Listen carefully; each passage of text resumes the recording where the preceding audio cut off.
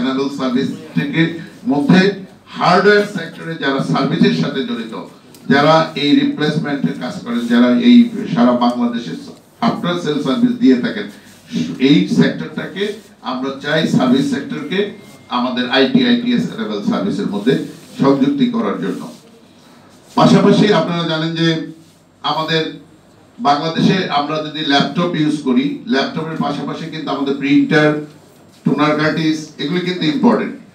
এই প্রিন্টার থেকে আমরা গত বছরও দাবি তুলেছিলাম যে 15% ভ্যাট প্রত্যাহারের এবং টোনার কার্টিজ থেকে, কিন্তু প্রিন্টার এবং টোনার কার্টিজ থেকে 15% ভ্যাট কিন্তু প্রত্যাহার করা হয়নি।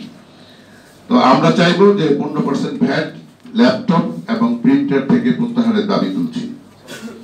কারণ আপনারা জানেন যে 15% ভ্যাট যদি প্রিন্টার থেকে প্রত্যাহার করা না হয় এবং যদি টোনার কার্টিজের ভিতর 15% ভ্যাট প্রত্যাহার করা না হয়, তাহলে আমাদের যে ইউজাররা, আমাদের কিন্তু একটা বাসায় ল্যাপটপ বা কম্পিউটার থাকলে অবশ্যই সেটার ভিতরে আমাদের প্রিন্টারটা প্রয়োজনীয় একটি বস্তু। সেই কারণে আমরা মনে করি প্রিন্টার থেকে 15% ভ্যাট যদি আমরা প্রত্যাহার করি, তাহলে প্রিন্টারের দামও আমাদের নাগালের মধ্যে আসবে এবং আমরা প্রিন্টার সহজলভ্যভাবে আমরা দিতে পারবো।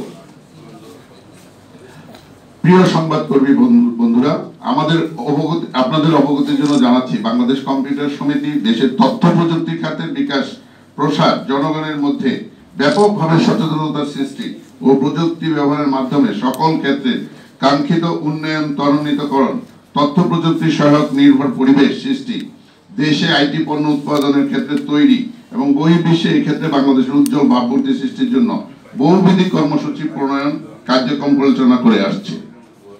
2024-25 অর্থ বছরের বাজেটে বেশ কিছু গুরুত্ব বিষয়ে দৃষ্টি আকর্ষণের দাবি রাখে, তাই বাজেট পাস করার আগে বিষয়গুলি পুনর্বিবেচনার প্রত্যাশা করছি। যেগুলি অলরেডি আমি বলেছি সেগুলি বাজেট পাসের পূর্বে যেন আমাদের প্রত্যাহার করা হয়, সে ব্যাপারে আমরা আপনাদের মাধ্যমে আমাদের অর্থমন্ত্রীকে অনুরোধ করছি।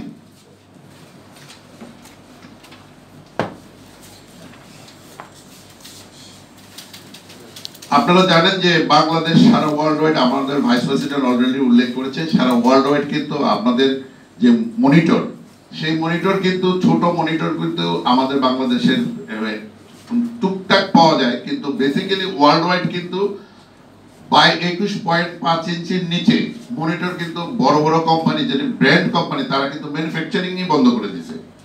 সেই ক্ষেত্রে আমরা আশা করব 27 ইঞ্চি পর্যন্ত, যেটা 22 ইঞ্চি পর্যন্ত আছে ট্যাক্স রিডাকশন করা আছে, 27 ইঞ্চি পর্যন্ত ট্যাক্স রিডাকশন করার জন্য অনুরোধ করছি। এই মনিটরের সাইজটি যেন 27 ইঞ্চি করা হয়, কারণ এখন ম্যাক্সিমাম কিন্তু আমাদের ঘরে ঘরে আমরা 22 ইঞ্চির নিচে কোনো মনিটরই পাওয়া যায় না মার্কেটে।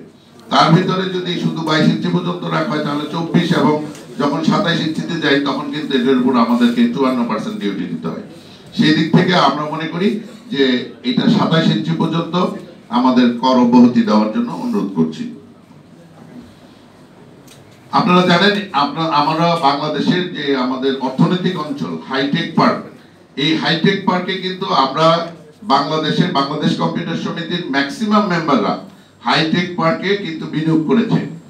হঠাৎ করে আমরা এই বাজেটে দেখলাম যে আমাদের এই হাইটেক পার্কে যেই আমাদের ক্যাপিটাল মেশিনারিজ, এই ক্যাপিটাল মেশিনারিজ আমদানির ক্ষেত্রে 1% এটার ভিতর ট্যাক্স ইম্পোজ করেছেন।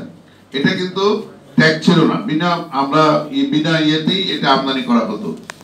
এই মূলধনী যেই ইয়েটি আছে, ইকুইপমেন্টগুলি যেগুলি আমাদের ম্যানুফ্যাকচারারদের প্রয়োজন হয়, সেই মূলধনী যন্ত্রপাতির উপর যাতে এই 1% ট্যাক্স মওকুফ করা হয়, সেই ব্যাপারে আমরা অনুরোধ করব যে আগের যে ট্যাক্স ফ্রি ছিল এটা যেন অব্যাহত থাকে, তাহলে মেড ইন বাংলাদেশের ক্ষেত্রে এটি ব্যাপক ভূমিকা রাখবে বলে আমরা বিশ্বাস করি এবং সবাই হাইটেক পার্কে তার ব্যবসা পরিচালনা করার জন্য ইন্টারেস্টও গ্রো করবে। কারণ ঢাকার বাইরেও আমাদের বাংলাদেশে অনেকগুলি হাইটেক পার্ক তৈরি হচ্ছে, যেখানে আমাদের মেম্বাররা তাদের ইন্ডাস্ট্রি স্থাপন করতেছে।